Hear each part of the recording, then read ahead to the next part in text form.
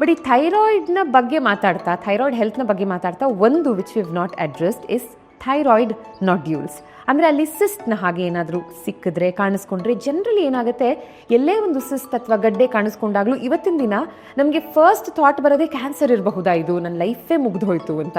And unfortunately ನಾವು ಏನು ಮಾಡ್ತೀವಿ, ಫಸ್ಟ್ ಡಾಕ್ಟ್ರ್ ಹತ್ರ ಹೋಗಿ ಇದನ್ನು ತೋರಿಸಿ ಡಯಾಗ್ನೋಸ್ ಮಾಡಿಸೋದಕ್ಕಿಂತ ಮುಂಚೆ ಗೂಗಲ್ಗೆ ಅದನ್ನು ಫೀಡ್ ಆಗಿ ಕೊಟ್ಟು, ಆಬ್ವಿಯಸ್ಲಿ ಗೂಗಲ್ ಏನು ಮಾಡುತ್ತೆ, ಎಲ್ಲ issues starting from a cold, cough, fever, it will always lead to cancer. So ಅರ್ಧಕ್ಕರ್ಧ ಆಂಗ್ಸೈಟಿಲಿ ಒದ್ದಾಡೋದಕ್ಕಿಂತ ಮೊದಲನೇದಾಗಿ ಇವತ್ತಿನ ವಿಡಿಯೋ ನೀವು ಪೂರ್ತಿ ನೋಡಿದಾಗ ಥೈರಾಯ್ಡ್ ನಾಡ್ಯೂಲ್ಸ್ನ ಬಗ್ಗೆ ನಿಮಗೆ ಇನ್ ಡೆಪ್ತ್ ಗೊತ್ತಾಗುತ್ತೆ. ಥೈರಾಯ್ಡ್ ನಾಡ್ಯೂಲ್ಸ್ ಹೇಗಿರುತ್ತೆ ಅಂದರೆ ಸ್ಟಾರ್ಟಿಂಗ್ 1 mm ಇಂದ ಸ್ಟಾರ್ಟ್ ಆಗ್ತದೆ. ರೀಸನ್ಸ್ ಒಂದು ಅಯೋಡಿನ್, ಮುಂಚೆ ಎಲ್ಲ ಏನಾಗ್ತಿತ್ತು, ಅಯೋಡಿನ್ ಡಿಫಿಷಿಯನ್ಸಿ ತುಂಬ ಜಾಸ್ತಿ ಇತ್ತು.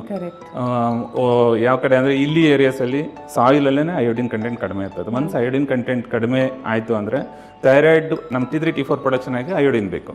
ಅಯೋಡಿನ್ ಇಲ್ಲ ಅಂದಾಗ ಏನಾಗ್ತದೆ, ಗ್ಲ್ಯಾಂಡ್ಗೆ TSH ಜಾಸ್ತಿ ಆಗ್ತದೆ.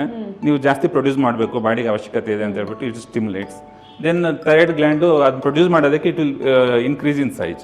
ನಮಗೆ ಕ್ಲಿನಿಕಲಿ ಎಕ್ಸಾಮಿನೇಷನ್ ನಾರ್ಮಲಿ ಗೊತ್ತಾಗೋದಿಲ್ಲ. ಚಿಕ್ಕ ನಾಡ್ಯೂಲ್ಸ್ ಇದ್ದಾಗ 2 mm 3 mm ಇದ್ದಾಗ ಓನ್ಲಿ ಇನ್ಸಿಡೆಂಟಲಿ ಡಿಟೆಕ್ಟೆಡ್. ಯಾವಾಗಂದ್ರೆ ನಮ್ಮ ಯಾವುದಕ್ಕೋ ಬೇರೆ ರೀಸನ್ ಎಕ್ಸ್ ಸ್ಕ್ಯಾನ್ ಮಾಡ್ಸಕ್ಕೆ ಹೋದಾಗ ಆ ಟೈಮಲ್ಲಿ ಡಿಟೆಕ್ಟ್ ಆಗ್ತದೆ.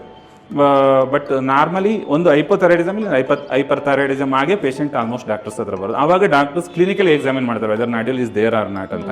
ಸೊ ಒನ್ಸ್ ನಾಡ್ಯೂಲ್ ಇದೆಯಾ ಇಲ್ವಾ ಫೈಂಡ್ ಔಟ್ ಮಾಡ್ತಿದ್ದ ಹಾಗೆ ನೀವು ಅದನ್ನ ಬಯೋಪ್ಸಿ ಕಳಿಸ್ತೀರಾ ಸ್ಯಾಂಪಲ್ ತಗೊಂಡು, ಬಿಕಾಸ್ ಅದು ಇಟ್ ಕ್ಯಾನ್ ಬಿ ಬಿನೈನ್ ಅಥವಾ it can be cancerous also ಅಲ್ವಾ?